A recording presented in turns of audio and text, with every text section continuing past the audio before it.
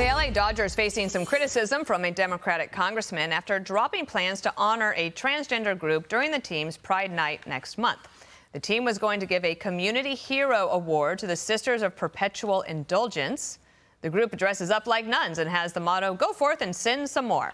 The team issuing this statement: given the strong feelings of people who have been offended by the sisters' inclusion in our evening, and in an effort not to distract from the great benefits that we have seen over the years of Pride Night, we are deciding to remove them from this year's group of honorees. OutKick founder Clay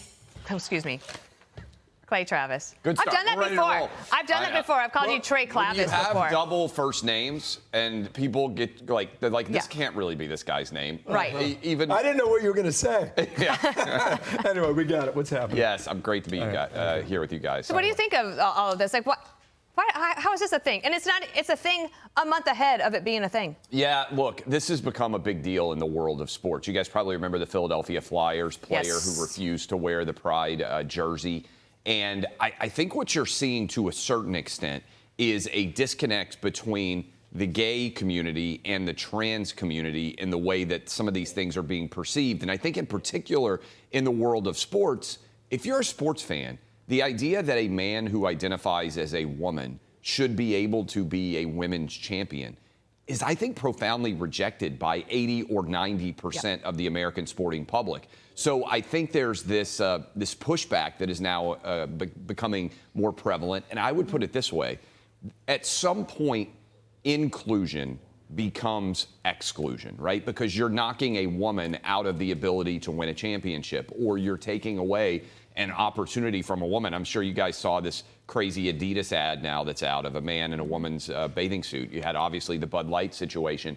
And so I think it's one thing to say, hey, we're okay with you making life choices. It's another thing when your life choices infringe upon the abilities of real biological women. They said go forth and sin some more. I mean, it's also... Who thought that was going to fly? It also flies in the face of the religious element as well, right? You're not only, again, the inclusion is excluding potentially some religious people. But I think you're finally seeing pushback because for a long time, it was so powerful to say, hey, you're a transphobe.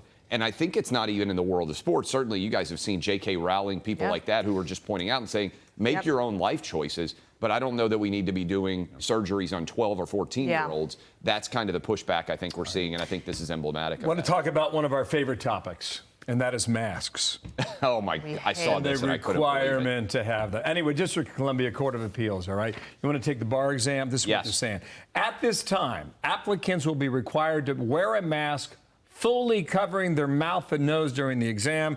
Any additional COVID-19 safety and health procedures will be announced closer to the exam. I think that exam might be 12 hours. But also the president declared the pandemic is over on May 11th, and this is now the government going a step further. Yeah, this is absolutely balderdash, right? I mean, this is complete and total lunacy. Here's the problem that I see it is the masking has become, and I'm sure you guys see it when you're flying around the country now, the masking is just a political statement. There is nothing else associated with it at all. I've taken 2 bar exams. They're incredibly stressful. They are not particularly enjoyable days.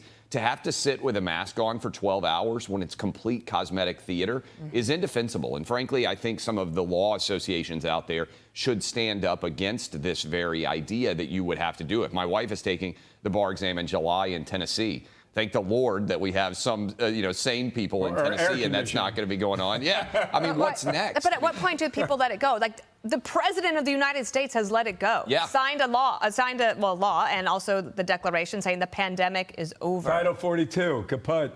Here is what I think ultimately has happened. People's brains broke. And some of these people, probably germaphobes in the first place, have bought into the idea that they need to be in masks for the rest of their lives. It's bad for adults. I really think it's legit child abuse. When I go into an airport and I see a 3 or 4-year-old kid that's being forced to wear a mask, I feel so awful for them that would be going on. And it's rare that you see that now, at least in my travels recently. Yeah, but the fact that it exists anywhere is indefensible, and this is too. Yeah. I'm Steve Ducey. I'm Brian Kilmeade. And I'm Ainsley Earhart. And click here to subscribe to the Fox News YouTube page to catch our hottest interviews and most compelling analysis.